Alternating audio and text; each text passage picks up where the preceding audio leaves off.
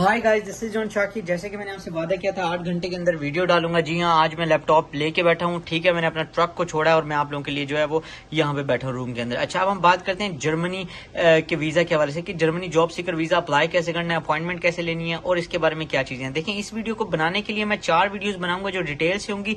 अगर आप लोगों को समझ आती हैं तो जी बिस्मिल्लाह, नहीं आती तो फिर मैं क्या कर सकता हूँ, अपने किसी पढ़े लिखे बंदे को समझाएं, क्योंकि मेरा समझाने का तरीका जो है वो उन लोगों को समझ में आता है जो कि थोड़े बहुत पढ़े लिखे हैं। ठीक है, अब हम बात करते हैं, यहाँ पे लेके चलता हूँ मैं आपको लैपटॉप के ऊपर और वहां पे मैं आपको स्टेप बाय स्टेप बताता हूँ। पहली वीडियोस में मैं आपको बताऊंगा जर्मनी जाने के फायदे, इसके क्या क्या फायदे हैं, कितनी सैलरीज है। सेकंड में आपको मैं बताऊंगा कि आपने अप्लाई कैसे करना है और थर्ड वीडियो में जो है वो मैं आपको बताऊंगा कि आपको जो है वो कौन सी जॉब्स अवेलेबल है और अपॉइंटमेंट कैसे हासिल करनी है। और फोर्थ वीडियो में आपको मैं ये बताऊंगा कि जर्मनी जाने के फायदे और नुकसान क्या हैं। तो चलिए टाइम ज़ाया किए बिना चलते हैं मेरे लैपटॉप के ऊपर। अब हम बात करते हैं सैलरी के हवाले से। जी हाँ, आप 1 साल के अंदर यहाँ पे इजीली 70,000 यूरो कमा सकते हैं। जी हाँ, बहुत सारे लोग परेशान हो गए होंगे, वाकई में आप 70,000 से लेकर 80,000 यूरो कमा सकते हैं अगर आप बड़े सिटीज़ में हो, जैसे फ्रैंकफर्ट, बर्लिन वगैरह जैसे बड़े सिटी में। अगर आप गाँव वगैरह में जाते हैं तो आप इतनी ज़्यादा अर्निंग नहीं करेंगे क्योंकि बड़ी सिटीज़ में हाई सैलरीज होती हैं। अब हम बात करते हैं जर्मनी जॉब सीकर वीज़ा के हवाले से, जिसको डी वीज़ा परमिट भी कहते हैं। इसके अलावा ये 6 मंथ के लिए अलाउ होता है, आप इसको एक्सटेंड करवा के 1 साल तक जर्मनी में रह सकते हैं। डिपेंड करता है आप कौन सी जॉब के लिए जा रहे हैं और आप जो है वो स्किल्ड और अनस्किल्ड जॉब दोनों के लिए भी जा सकते हैं।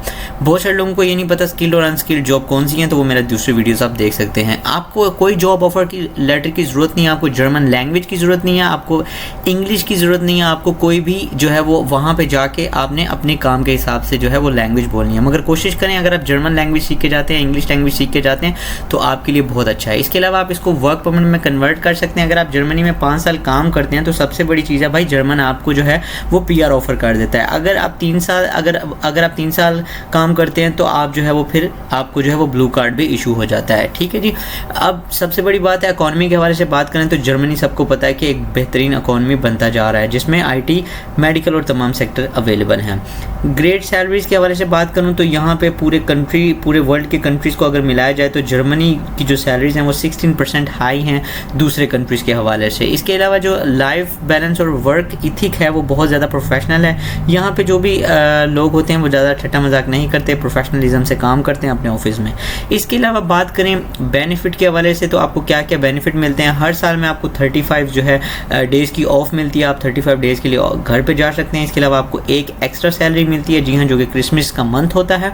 जैसे कि अगर आपने 11 महीने काम किया और 1 महीना छुट्टी किया, बट ये आपको जो वो छुट्टी वाला महीना होगा उसकी भी जो है वो सैलरी देंगे। जैसे कि पाकिस्तान, इंडिया में अगर आपने छुट्टी करते हैं तो आपको उस ऑफ मंथ की सैलरी नहीं मिलती, बट कि जर्मनी में ऐसा अलग है होता है, यहाँ पे आपको सैलरी मिलती है। इसके अलावा अगर आपने बच्चे पैदा किए हैं 1 या 2 तो आपको एक्स्ट्रा लीव भी मिलती है और उसके भी पैसे मिलते हैं। क्वालिटी ऑफ लाइफ के बारे में बात करें तो यहाँ पे क्वालिटी ऑफ लाइफ बहुत अच्छा है। जैसे बिजली नहीं जाती है, जैसे गैस नहीं जाती है। इसके अलावा जो है वो क्लीन एंड नीट होता है, हर जगह पे गंद नहीं पड़ा होता। जैसे हमारे कंट्री में लाइट जाती है, गैस नहीं होता, जगह जगह शापर पड़े होते हैं, गंद पड़ा होता है, कुत्ते भौंक रहे होते हैं रोड पे, तो यहाँ पे आपको ये सारी चीज़ें ऐसी नहीं मिलेंगी और साफ़ सुथराई होगी हर जगह पे। इसके अलावा अगर हम बात करें, लिविंग स्टैंडर्ड काफ़ी हाई है और जो है वो आपको कानून की बालादस्ती मिलती है। अब हम बात करते हैं एलिजिबिलिटी के हवाले से। एलिजिबिलिटी किन किन लोगों के लिए, कौन कौन जो लोग हैं वो आ सकते हैं। आप एक कंट्री के नेशनल होने चाहिए, आपके पास मिनिमम 5 साल का एक्सपीरियंस होना चाहिए, आप कोई भी काम करते हैं उस काम के अंदर। इसके अलावा आपके पास जो है वो फाइनेंशियल रिसोर्सेज होने चाहिए कि आप वहाँ पे 1 साल या 6 महीने जो रहेंगे वो पैसे आप कहाँ से लाएंगे। ठीक है जी। और आपके पास प्रूफ ऑफ अकेडमी होनी चाहिए, अकेडमिक सर्टिफिकेट होने चाहिए कि आपने ये डिग्रीज कहाँ से हासिल की हैं।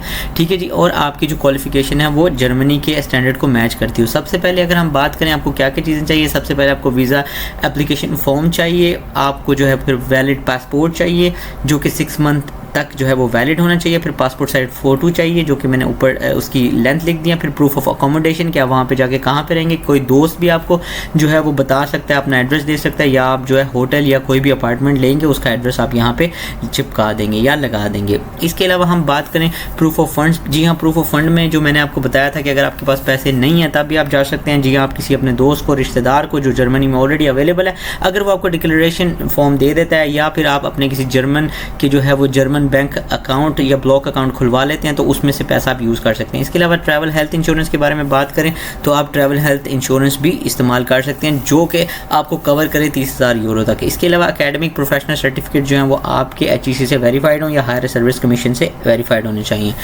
इसके अलावा कहते हैं रजिस्टर आपकी जो है वो आप जहाँ पे भी रह रहे हैं वहाँ का जो है वो रजिस्ट्रेशन जो है वो आपने करवा लेना। जब आप इंटर हो जाते हैं जर्मनी के अंदर तो 2 वीक के अंदर जो है वो आपने अपना जहाँ पे आप रह रहे हैं वो एड्रेस को रजिस्टर्ड करवाना होता है, ठीक है जी।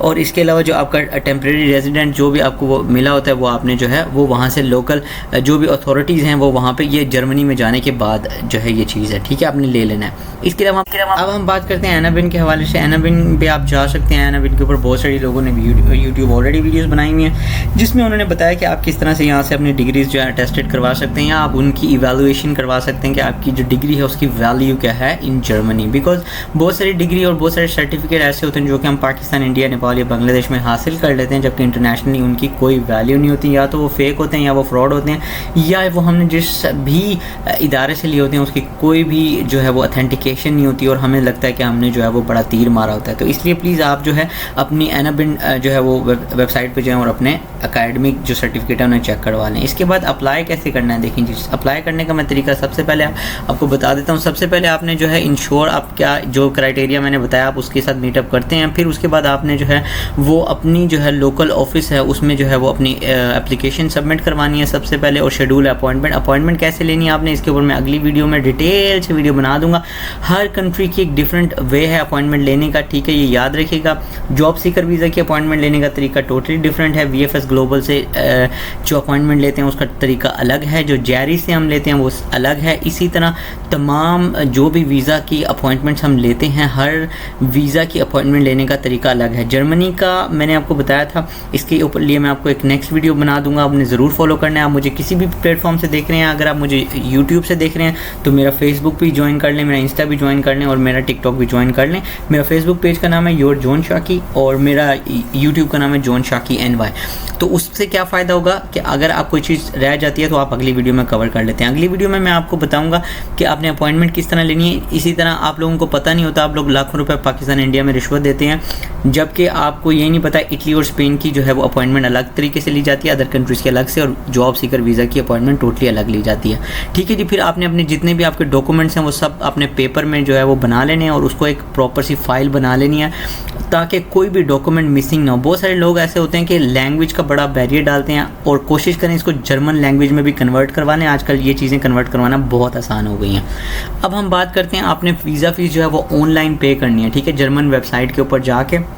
अगर आप डिस्क्रिप्शन में देखेंगे तो मैं जर्मनी की जो ऑफिशियल वेबसाइट है जर्मन वेबसाइट वो अपलोड कर दूंगा, ठीक है, डाल दूंगा। वहाँ पे आपने फ़ीस पे करनी है, जो फ़ीस जो है वो सिर्फ और सिर्फ जो है वो 75 यूरो है। ऑनलाइन पे करनी है, अपने कार्ड से पे कर सकते हैं। उसके बाद आपने जो है वो एप्लीकेशन जो है वो जाके एम्बेसी में सबमिट करवा देनी है। मगर आपके पास अगर ये स्लिप नहीं होगी $75 की तो आपका वीज़ा जो है वो अप्लाई नहीं होगा। ये याद रखें, ये पैसे मुझे नहीं जा रहे हैं, मेरी जेब में नहीं जा रहे हैं, ये आप लोगों के पैसे हैं, आपके हलाल की कमाई और आप जर्मनी एम्बेसी को प्रोवाइड कर रहे हैं या दे रहे हैं, ठीक है जी।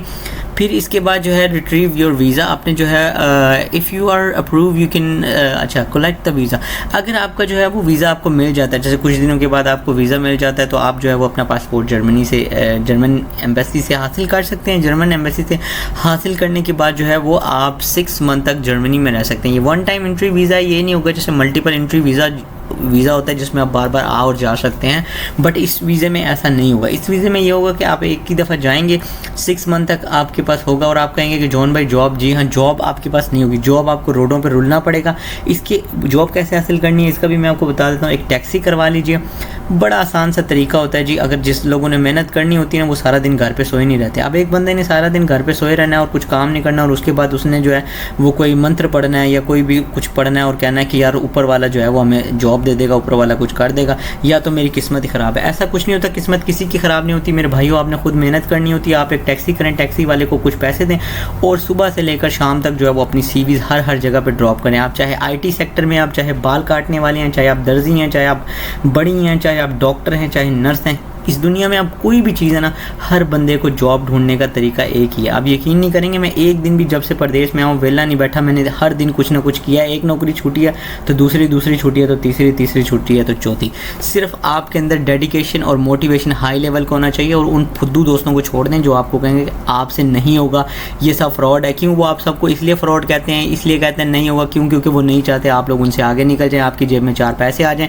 इवन कि आजकल तो वो दौर है कि रिश्तेदारों को भी हेल्प का कहेंगे तो वो नहीं करेंगे। खैर, जब आप जर्मनी में एंट्री हो जाते हैं जॉब सीकर वीज़ा के साथ, तो आपने जो है अपनी सीवी जो है वो 2 तरह की बना लेनी है। एक आपने जर्मन फॉर्मेट की बना लेनी है, और दूसरा जो है वो आपने लोकल फॉर्मेट जो आपका पाकिस्तानी, इंडियन या जो भी स्टाइल है उसको इंग्लिश में करवाना है। ठीक है, ये दोनों स्टाइल में बना लेनी है, और अच्छे से कपड़े पहनने और अपने आप को एक प्रोफेशनल वे में लेके जाना है। ये नहीं कि आप जो है वो देसी लुक में जा रहे हैं, नीचे सलवार कमीज़ पहनी हुई है या नीचे से आपने लुंगी पहनी हुई है और आप जा रहे हैं जॉब ढूंढने।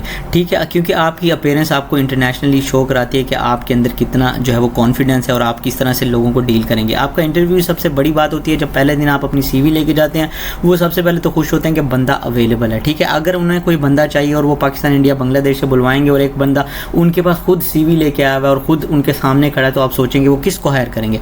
जाहिर सी बात है, सिर्फ 10 सेकंड अपने दिल पे हाथ रखेंगे, अगर एक बंदा ऑलरेडी जर्मनी में आया हुआ है और उन्हें बंदा भी चाहिए, पाकिस्तानी इंडियन कुक चाहिए, या उन्हें जो है वो कोई ट्रक ड्राइवर चाहिए, या उन्हें जो है आईटी का बंदा चाहिए, या उन्हें डॉक्टर नर्स चाहिए, या उन्हें दर्जी चाहिए, या बाल काटने वाला चाहिए, या कोई जो है वो लेबर चाहिए, या कोई भी ऐसी चीज़ चाहिए उन्हें जो कि वो चाहते हैं कि हम इंडिया पाकिस्तान से मिलें, और एक बंदा उनके सामने खुद दरवाजे पर दस्तक दे रहा है और कह रहा है कि मेरी ये सीवी है, मैं ऑलरेडी यहाँ पर आया हूँ, क्या आप मुझे जॉब दे सकते हैं? तो मेरे भाइयों, इसका जवाब यही है कि हाँ, वो आपको ही जॉब पहले देंगे, ना कि वहाँ से बंदा मंगवाएं। ठीक है, तो प्लीज़ याद रखें, अपनी मोटिवेशन हाई रखें, और आप सब कुछ इस दुनिया में हासिल कर सकते हैं। लूज़र से दूर रहें, लूज़र लोग आपको कभी भी आगे नहीं जाने देंगे, कभी भी कुछ बनने नहीं देंगे। आज आप अपनी क्लास फेलोज़ को देखें, अपने लोगों को देखें जिन्होंने काफ़ी आगे जो है वो अच्छी तालीम हासिल की, जो फर्स्ट, सेकंड, थर्ड है, वो आज भी वहाँ पाकिस्तान, इंडिया में धक्के खा रहे हैं। और हम जैसे लोग जो लास्ट बेंचर्स थे, जिनके पास अच्छा ब्रेन था, हमारे पास अच्छी डेडिकेशन थी और हमारी मोटिवेशन हाई थी, आज हम उन लोगों से इतना ज़्यादा कमा रहे हैं कि उनका पूरा ख़ानदान भी हम जितना नहीं कमा सकता। हम एक महीने में 25 लाख 26 लाख कमाते हैं, बिकॉज हमारे पास अच्छा ब्रेन है, अच्छी पावर ऑफ विल है और मोटिवेशन बहुत हाई है। क्यों? Because we are last benchers, और हम सब कुछ हासिल कर सकते हैं।